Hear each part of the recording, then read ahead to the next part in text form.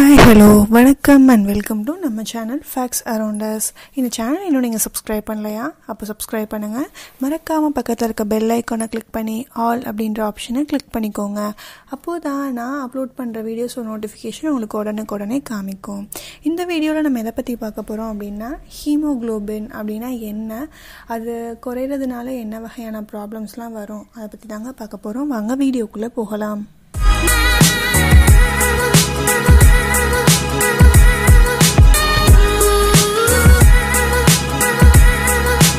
Haemoglobin ஒரு வகையான protein அப்படின்னு சொல்லலாம்.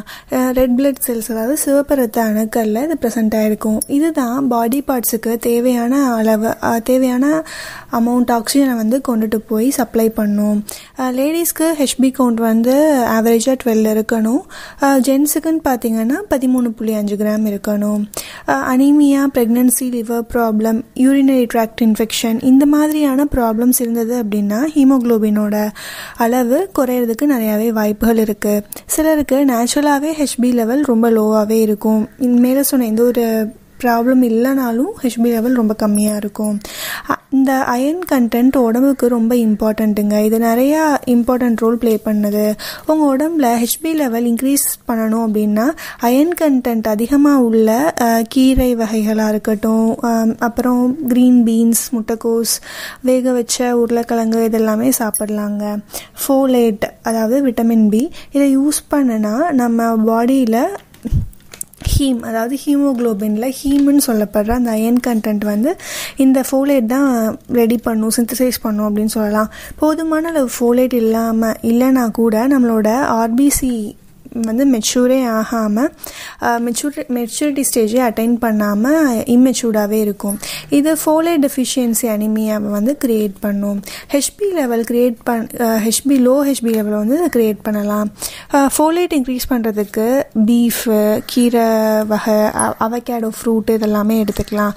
அயன் கண்டென்ட்டை இன்க்ரீஸ் பண்ணுறதுக்கு ஆர்டிஃபிஷியலாக அயன் சப்ளிமெண்ட்டும் எடுத்துக்கலாம். இது வந்து கேப்சூல் ஃபார்மில் இருக்கும். டாக்டர் கிட்ட கேட்டிங்கன்னா அவங்க ப்ரிஸ்கிரைப் பண்ணுவாங்க.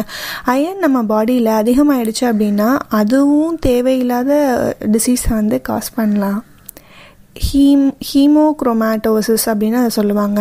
இது liver disease like cirrhosis side எஃபெக்ட்ஸும் க்ரியேட் பண்ணும். கான்ஸ்டிபேஷன், நாசியா, வாமிட்டிங், அந்த மாதிரியான.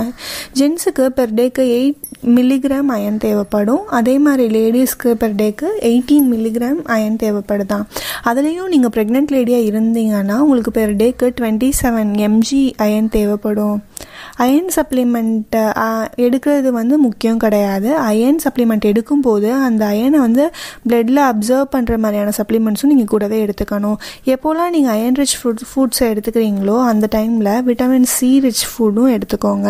இந்த விட்டமின் சி ரிச் ஃபுட் நீங்கள் எடுக்கிறதுனால இது வந்து நீங்கள் இன்டேக் பண்ணுற அயன் கண்டென்ட்டை பிளட் அப்சர்வ் பண்ணுறதுக்கு ஹெல்ப்ஃபுல்லாக இருக்கும். விட்டமின் சி ரிச் ஃபுட் அப்படின்னு பார்த்தீங்கன்னா lemon, orange, leafy vegetables, spinach, strawberries எல்லாமே நீங்கள் எடுத்துக்கலாம். அதே மாதிரி இன்னொரு முக்கியமான விஷயம், அயன் கண்டென்ட் நீங்கள் அயன் சப்ளிமெண்ட் எடுத்துக்கும் போது இந்த அயனை வந்து பிளட்டில் அப்சர்வ் பண்ண விடாமல் ஒரு சில ஃபுட்டு வந்து தடுக்கும்.